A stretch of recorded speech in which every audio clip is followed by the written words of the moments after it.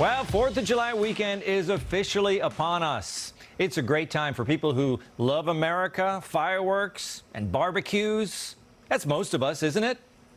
As we were choosing the stories for the show this week, it occurred to me that America is like a big fireworks store. Some are M80s. They're big, loud, and dangerous, but must be handled with care. Like when the leader of the free world gets confused by the biggest story of the year. To what extent has Vladimir Putin been weakened by recent events? It's hard to tell, but he's clearly losing the war in Iraq. Sorry, Mr. President, the war is in Ukraine. Some stories are like cherry bombs. They're not as dangerous, but if you're not paying attention, they can sneak up on you. Like this fisherman and this gator.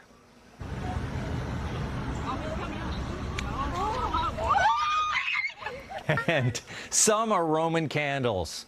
They get your attention, but they don't pack a lot of power, and then they fizzle out. Like this Rhode Island Democrat who keyed a guy's car because he claimed the man was threatening him. You know what the threat was? He had a Biden sucks bumper sticker. He was blocking my way, saying I scratched his car. I didn't scratch his car. I'm a state senator. I think he recognized me. I think he's one of the gun nuts. What's the reason to key the car, though? That's the question. Because he was daring me to, basically. And some stories are sparklers. They're nice, and you can watch them with your kids. Like the heartwarming story of Vanilla the chimp, who spent his whole life in a cage and then saw the sky for the very first time.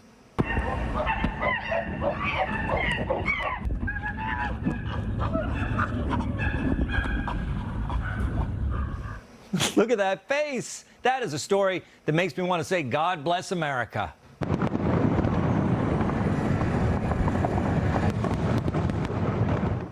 And that brings me to a nagging question. If you haven't noticed, there's a massive divide in our country. It's all anybody talks about. We're at each other's throats. And my question as we approach the 4th of July holiday is, can we all just get along?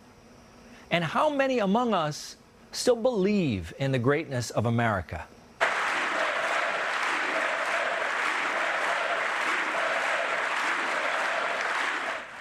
You know, when I was in college, my roommate used to attend something every year on the Boston Common called the Anti-4th of July celebration, in which they would, quote unquote, celebrate all the terrible things America's done, like stealing Native American land, oppressing the poor, slavery. You might have had a communist roommate yourself in college, too, but at the time, it seemed like people like this were in such a small minority, nobody really took them seriously. Well, my roommate, he was really ahead of his time. Now there are millions of people who believe in all that anti-American stuff.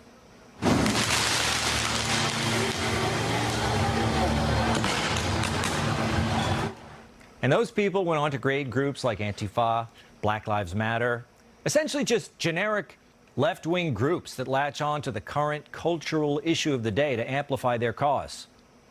I remember my 8th grade American government teacher talking about the difference between the left and right in America. He said, liberals want to change the country. The economy that grows the economy from the middle out, the bottom up, instead of just the top down. This vision is a fundamental break from the economic theory that has failed America's middle class for decades now. You know, our existing democratic institutions are creaky, and we're going to have to reform them. Then my teacher said conservatives, they want to keep it the way it is. They will complete their takeover of this country and destroy your way of life, and it'll be destroyed forever. You're never going to be able to come back. This country is so far down right now. We're really, truly a failing nation. You see, both sides are so sure they're the ones who love America the most. So how are we going to come together as Americans? I mean, we're fighting over whether pizza should be legal. I'm serious. New York City may outlaw wood and coal-fired pizza ovens, and people are ticked. Give us pizza or give us death. Give us pizza or give us death. I love that guy. This is just like the Boston Tea Party. People fed up with tyrants telling them what to do. This should be a sparkler story. Instead, it's a cherry bomb because everybody's losing their minds. And 4th of July weekend is the perfect time for all of us to come to our senses. You see, I don't agree with my 8th grade teacher. I'm conservative, but I don't want to keep everything the way it is. This country is a work in progress. It was designed that way. In fact, it's all there in the first line of the Constitution. We, the people of the United States, in order to form a more perfect union. The founders knew they weren't perfect from the start. They wanted to create the perfect architecture on which to build a great nation. But that doesn't satisfy today's progressives. The founders gave us separation of powers, executive, legislative, judicial. But that doesn't sit well with people like Nancy Pelosi, who want to completely alter the way the Supreme Court works. There certainly should be term limits. There certainly be term limits. And if nothing else, there should be some ethical rules that would be followed. Now, I know most liberals don't hate America, but some of the leaders of the progressive movement do. If you read books like the 1619 Project and the People's History of the United States, they believe the very foundation of this country is flawed. Are you arguing that the Constitution needs to be scrapped altogether? Sure. If we could throw that out and start over with a new document that was more inclusive of everybody. If we acknowledge this history, then we have to try to make repair. All American workers of all races, in many ways, are hurt by a system that was founded through the most extraordinary exploitation of labor. They want to replace the foundation while the building's still standing. Is that even possible? You know what happens when you try to do that? The building collapses. At which point, the progressive will just say, oh, well, we'll just have to rebuild the whole thing from scratch. Look, Americans can come together. But the extremes we hear about, they're really caricatures. America, love it or leave it. I don't know many conservatives who actually say that. And America wrong from the start? Well, obviously some people believe that. But I think it's a minority. I hope it is. In the meantime, it's a holiday weekend. Let's remember what makes this country so great. Cracking beers, eating hot dogs, and lighting off fireworks. But maybe don't let this happen.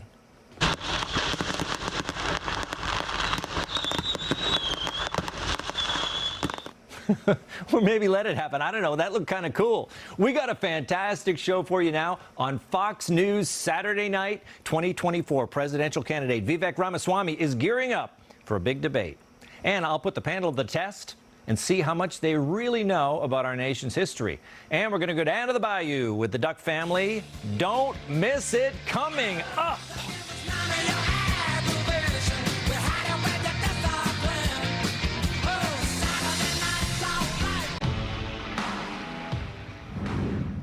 All right, the Republican pool of presidential candidates is filling up. Their goal, of course, to win the primary for a chance to take on a Democrat in the general election, which will likely be President Biden. Of course, no road to the White House is complete without a fiery debate. So here to give us a glimpse of what that might look like is 2024 Republican presidential candidate Vivek Ramaswamy. Welcome. It's good to be here. Yeah, thanks for joining us. And the first question in this debate I will pose to you, are you willing to debate Joe Biden one-on-one? You know, after deep consideration, I think I'm going to have to muster the courage to say yes to that one. We will take him on. I know he's very tough in that sense. You sound cocky. You sound cocky. Well, let's see. We asked the president similar questions here, so let's go and see what President Biden thinks about that. Okay. Come on, man. I'll debate any of these guys. Come on, bring them at me here. I'll do Orange Man. I'll debate Florida Man. I'll debate that Vivek Ramaswamy. He's got a worse name than Barack Obama. Okay, he's already hitting hard, I see. Oh, it's hard swing. It looks harder than the real one. Okay, so I'm going to ask, we'll go to the president on this one. Question number 2, do you pledge to serve your full term and not bow out? No. I'm not going to bow out. You're talking to old Joe from Delaware. I'm the man who took on Corn Pop. I don't know the meaning of bow out. I'm not gonna bow. Yeah, I can't bow, tell you the truth. The other day I bent over at the waist and I fell over and hit my head. Wow. So I'll ask the same question. Vivek, are you willing to serve your full term? I am. And I will say that if he's willing to bow to anyone, it's probably Xi Jinping, because that's what we see, or Zelensky. But I'll make sure that he's bowing to me by the end of that debate, too. All right. Here we go. Question number 3. President Biden, can you be trusted with the nuclear codes? Oh, yeah. Come on, man. Nuclear codes. I got all the codes, man. I've been around. Morse code. Yeah, it's all up here. Yeah. And I got the, what is it, the code red? Remember that one? You're damn right I ordered the code red. You can't handle the truth. Who's that guy? He was good. He was in that other thing about the guy. Anyway, what's the question? Vivek Ramaswamy, can you be trusted with the nuclear codes? I'll be trusted with the nuclear codes. I will say he looked a little bit more like Jack Nicholson on One Who Flew Over the Cuckoo's Nest than he did from A Few Good Men. You know, that may be the film he was trying to reference. I think that's right. He was thinking hard about that one. But, you know, great movie, all of them. Okay, question number 4. RFK Jr.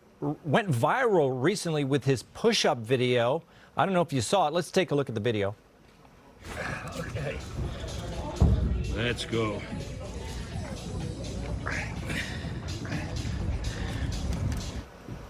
Okay, pretty impressive. Let's ask the president, are you fit enough to take on the competition? Oh, yeah, come on, man. I'll do more push-ups than any of these guys. RFK, Vitek Ramaswamy, I don't even care. Here we go. Count them out. 1, 2, there we go. 3, all right. Oh, come on, make it burn. Let's do some one-handers, all right? Here we go. 4, oh, yeah, 5, oh, yeah, 6. Come on, man.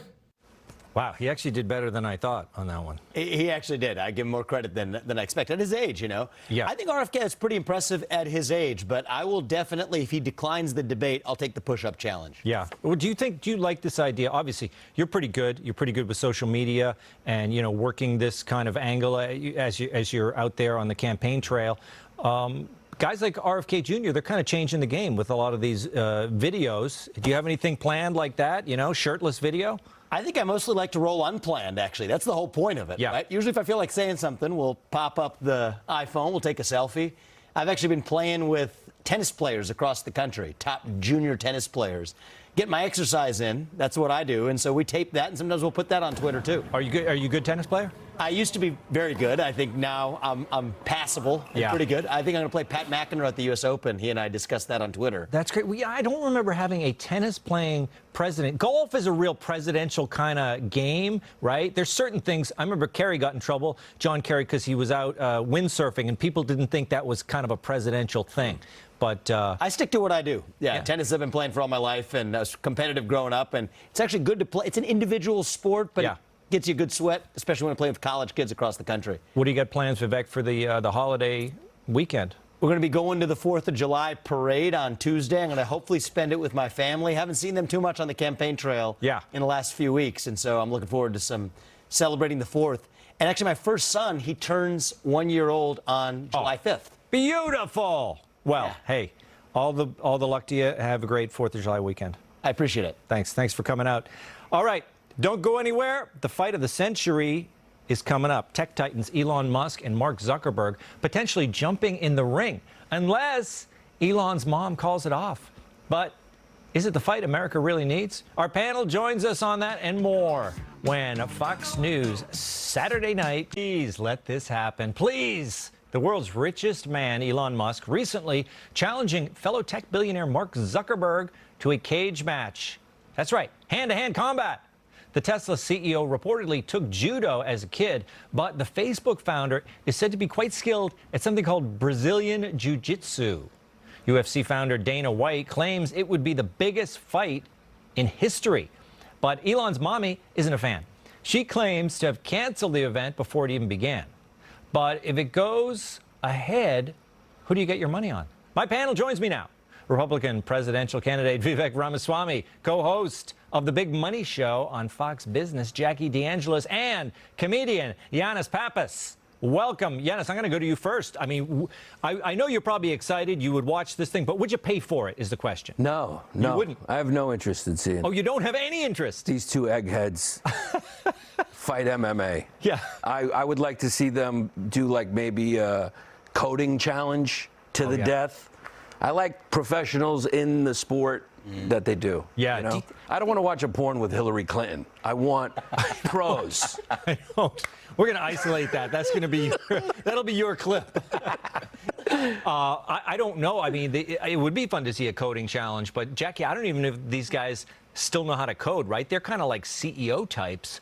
But why does everybody love these fights so much? Obviously, it's kind of like a Joe Rogan thing. You know, he's a fight guy.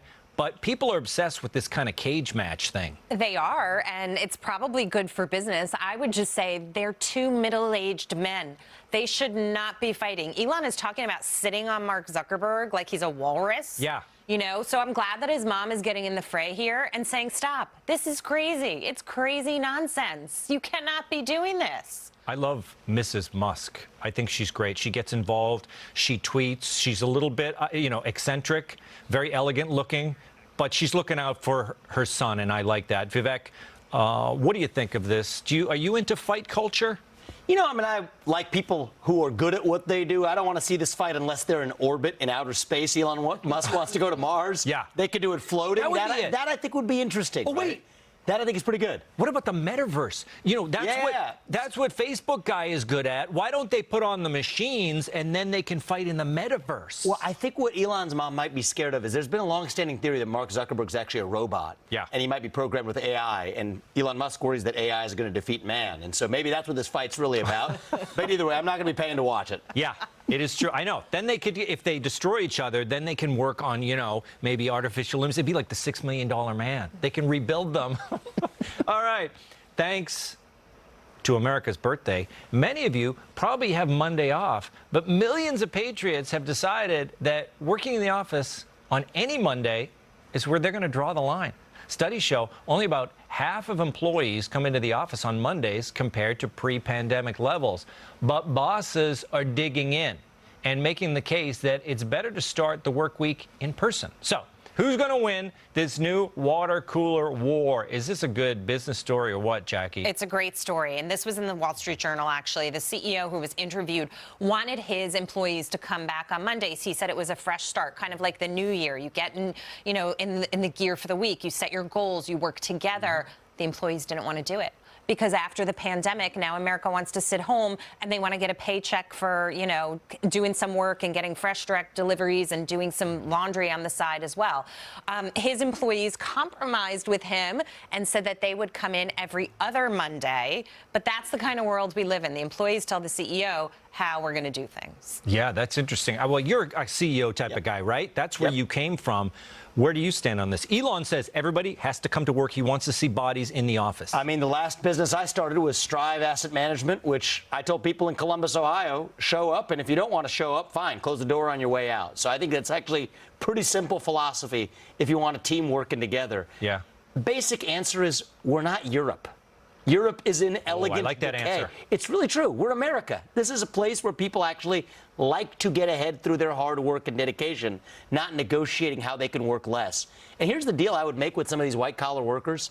If you, in a jury of your peers of janitors and mechanics and the people who actually have to show up for their job, agree that they're fine with you staying home and them coming in, fine, maybe we'll talk then. But people like to bandy around the word privilege while they're sitting at home wallowing in their work-from-home privilege. Cut the privilege, guys. We got a new term, white-collar privilege. What do you think of that, I like that. Right? I'm voting for him. That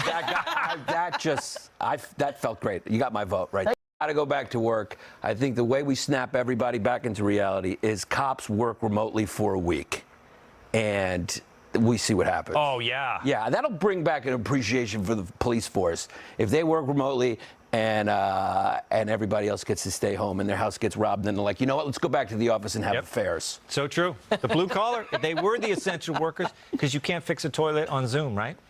Speaking of the tough days on the job, a research lab janitor in upstate New York is the new king of workplace screw-ups. According to a lawsuit, the janitor got tired of a storage freezer constantly beeping, so he unplugged it and reportedly destroyed $1 million worth of scientific experiments. So, what's the dumbest work thing that you've ever done? Jackie, you're thinking of a specific thing, I can tell. I don't know. Let's go to somebody else. Yeah, Giannis, I know you probably had, comics, we've all had plenty of jobs. Yeah. This happened in Troy, New York, which, I guess the custodian got annoyed by the beeping. I'm like, you live in Troy. There's sirens. You should be okay with noise. There's gunshots and sirens every hour on the hour. A little beeping's not going to throw you off. Sometimes it's those little sounds, though, that get you, right? Yeah, it's annoying, yeah. But probably the dumbest thing I ever did was I used to do social work, and I gave my client the wrong medication. Oh, wow. So that was weird. I mixed up medications. Yeah, you got to know. Mr. Gower did that in It's a Wonderful Life. Remember that? That was, but they were both cured. So I did something right. Oh, yeah. Yeah, it worked out. Happy accident. Now they're running for Congress. Vivek, you must have had, obviously, you're kind of a startup guy. You must have had some screw-ups. You know, my big screw-up came when I was actually a ball boy. So there's this professional tennis tournament in Cincinnati. I'm in junior high school. I'm a ball boy. And what you do is it's sunny, so you hold up the umbrellas for the professional tennis players. Yes. Like Andre Agassi and these other players would all come through. And my big sin was I would try to make conversation with them to try to give them coaching. Like I try to pump them up. You were trying to network as a ball boy. I was trying to pump them up, actually. I was trying to pump them up. Like, hey, come on, you got this. Yeah. And one time one of the players got kind of annoyed and started yelling. He was a French guy. Yeah. He started yelling at me in French, and I was just like, all right, he doesn't seem pretty happy about it. Yeah. But I kept my job. So that was the good news. And I got to carry more sweaty towels as a consequence. I have respect for that. Those ball, you got to dart out there and get it and then get off the field, right? Oh, it's athletic work. Absolutely. No work from home on that one either. It's called what? It's called. It's a court, right? It's a court. Tennis court. Gotta get my terms straight. Okay, who's ready for a little backyard controversy? Michelin-starred chef David Chang now claiming you should never cook a burger on a barbecue. What? On a recent episode of his podcast, the TV cook went on to say grills suck for burgers and that a barbecue is a marketing lie. For most Americans, the summer's all about chucking meat on the grill. But should we trust a Michelin-starred chef on this one? This doesn't make any sense to me. I thought grilled burgers what everybody loved, Vivek. Well, I think this is part of probably the climate cult in disguise. Oh. No coal-fired pizzas here in New York. Yes. So now this is the next step. Charcoal-fired burgers. That's where they're going next. So I think it's a very political point. So under my presidency, I predict you're going to see a lot less of this culinary change in America. We'll bring back the coal-fired pizzas. Yeah, bring it back. Giannis, I never even thought of that. This guy, he's like a Michelin star chef, but he's part of the elite now, and he wants to satisfy all the global warming people. This was tough for me. I was more offended than I think the Bud Light controversy. This is worse. This is worse than Bud Light and Miller Lite. I think we have to boycott Michelin stars. We should all just eat at Applebee's for the rest of our lives. I'm not going to any of this guy's restaurants. You're not taking my 4th of July barbecue. I don't care. Yeah. Burgers are on the grill. Burgers belong on the grill. This is America. This is not China. Yeah. I'm just going to say. I feel like you're going to defend this guy. I'm going to defend him. I'm going to give him the benefit of the doubt and say this wasn't a political statement. Maybe he saw me grill a burger and completely toast it to the point that it's not edible. You ruined it? So I tend to ruin things in the kitchen and on the grill. But maybe it would be better for me to cook on the way he's suggesting. Maybe, it would be healthier for people. Who knew there was a black market for sriracha sauce? Due to prolonged chili pepper crop failures, severe shortages are being felt in stores everywhere. And now, if you want the signature Huai Fong sauce for your July 4th spread, it's going to cost you between $70 and $120 for one bottle. That's on eBay or Amazon. They're doing this. They're bidding on eBay for these things. How can we let this happen? How did it happen, Jackie? Well, it happened because we have supply chain shortages in this country. We also have an inflation problem in this country. And now I am going to get a little political and blame it on the president. I don't particularly care for sriracha, but I understand that some people do. I have this coconut creamer I love to put in my coffee. If you told me I couldn't have it or a bottle of it was $124, you would ruin every day of the rest of my life. And you'd pay it, though. I'd probably pay it, but it's like, but what if you couldn't pay it? President Biden has just sucked the joy out of everybody's life. If somebody wants a little sriracha, they shouldn't have to pay $124 for it. I loved that you made that political. Giannis, let's go ahead and blame the whole thing on Obama. Yeah, I don't buy this at all. I think this is a distraction. This is to cover up for the whole Hunter Biden thing. I don't believe that there could be a shortage of sriracha. I have had the same bottle of sriracha in my refrigerator for 10 years. It lasts. A dab of sriracha is too much. It's spicy stuff. So who is using a full bottle? I don't buy this. This is a lie. It's a sham. They're covering up. They're distracted from Hunter. He's looking at you, though. He's saying, he's like, you probably use a lot of sriracha, I right? do. I agree and disagree. I think it is made up, but I do use a full bottle of sriracha. Wow. Now, if this happens with Cholula, I think we're going to see protests on the street. Right. I think they're pulling an OPEC move here. Right, they weren't making enough money, so they're holding the supply, jacking up the price of sriracha. So I think that's actually what's going on. Is there's a new OPEC for hot sauce? There's a cartel for sriracha. That's right, the hot sauce cartel, and I think that they're actually jacking price, trying to get that Michelin star by jacking the price up. That's what I think what's going on. And I'm sure you're going to do something about it if you become president. All right, the panel's going to be back in moments. Up next on Fox News Saturday night, I hit the streets to ask Americans basic U.S. history questions, and their answers may surprise you. Don't miss it. We might have to go back to summer school. Take a look. We're at the crossroads of the world. We're asking Americans and some non-Americans about America. Name one or more of the presidents on Mount Rushmore. Is this the... Yeah, George Washington. Washington. Abraham Lincoln. Abraham Lincoln. Thomas Edison. Who was president during the Cuban Missile Crisis? During the Cuban Missile Crisis. This was the early 1960s. I don't know. Was it Hamilton? The United States bought Alaska. We bought it from what country? Canada? What country did we purchase Alaska from? Russia. Russia is right. Who was the president during the Cuban Missile Crisis? Cuban Missile Crisis. Yeah.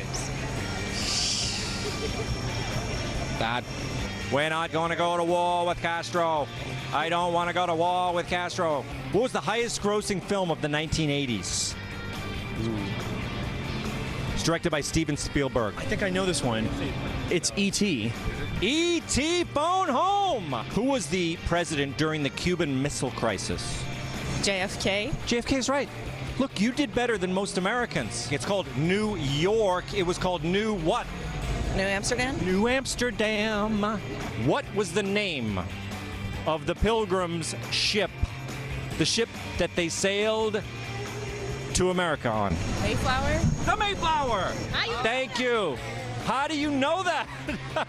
So he just named two of the presidents on Mount Rushmore. Can you tell me who the head of Canada is? Was it the guy that did the Coke? The guy that did the Coke. You see, this is the way Americans answer questions. What year was the iPhone released? 1989. I don't know. 1989. Are you kidding? That was my heyday. We didn't have cell phones. I don't know. We stretched the cord out the kitchen window. Do you have a question for me? Trivia question for me. See what I know. Who's the father of the American Navy? I don't know the answer. Thomas Jefferson. He is Thomas Jefferson, the father of the American Navy. Looks like I don't know everything. We know what's interesting about that. I had my crack team fact check that last one, and you know what? It's not true. It's not true. Thomas Jefferson is not the father of the American Navy, so that question is still up for grabs. Anybody know it? Vivek? Father of the, who do they say was the father of the U.S. Navy? I actually don't know. Don't know. It's a tough one. Aquaman? Wait, Aquaman. Now I'm curious. Jackie, you want to take a stab at it? Nope. Okay, it is John Paul Jones. I wasn't going to get that. John Paul Jones, yeah. Although we would have accepted John Adams because he was the president who was there when they created the Navy, but she had it wrong. She must have been thinking of John Adams, but you know, John but Paul she Jones, was the right zip code, though. I'll give her some credit for that. Yeah, you know, that's right. Jefferson came right after. Now, I have some sympathy for those folks. I know it seemed kind of funny. We were laughing at him, Thomas Edison, but sometimes when you're put on the spot, you know, you answer questions wrong. What's your theory, Vivek? a lot of the foreigners knew the questions better than Americans. Oh, it's really easy. People who have to immigrate to this country to become a citizen have to pass a civics test. Yeah. It's a 128-question test. So if you actually are required to know something about the country, it turns out you know more about the country. That's good. And so my proposal as president, it's very simple, and there's different ways we can do this. Every high school student should be required to pass the same civics test that an immigrant has to pass in order to become a voting citizen of this country. I love it. If they want their right to vote. I think it's love full it. stop. Then, Giannis, we wouldn't have that. You remember that one? It says, who the Cuban Missile Crisis? Hamilton? Yeah, to piggyback, I love that idea. To piggyback off of it, I think not only do we get them to learn the civics test, but also we got to get them to have that same type of willpower that immigrants have. So we got to force them all to move to a third world country, live there for 20 years, build up that fire, and then bring them back. They'll tiger mom them. We got to tiger mom them. Yeah. We got to That's like, it's like almost the 2-year service, right? Yes. Send them 2 years overseas. That's right. You go live over there, and then you come back and watch how fast they learn. Yeah. Jackie, you're still Can not I off the just hook. say- Worst screw up on the job. You never told me. I never screwed up. I have nothing to say. But that was a good JFK impression. Oh, thank you. Well, you know, I'm from Boston, so, you know, when I get in the pinch, I'll just do the Boston accent. Thank you so much, panel. Vivek, Jackie, and Giannis. Coming up, the guys from Duck Family Treasures are going to show us around the swamp. But first, we're getting word President Biden apparently is refusing to leave the debate stage. Take a look. But then also you got the other thing there. You know, the cancel climate. You can't have cancel climate. Then you're going to have a climate of cancellation. And what did the forefathers say? Our forefathers said we set upon these.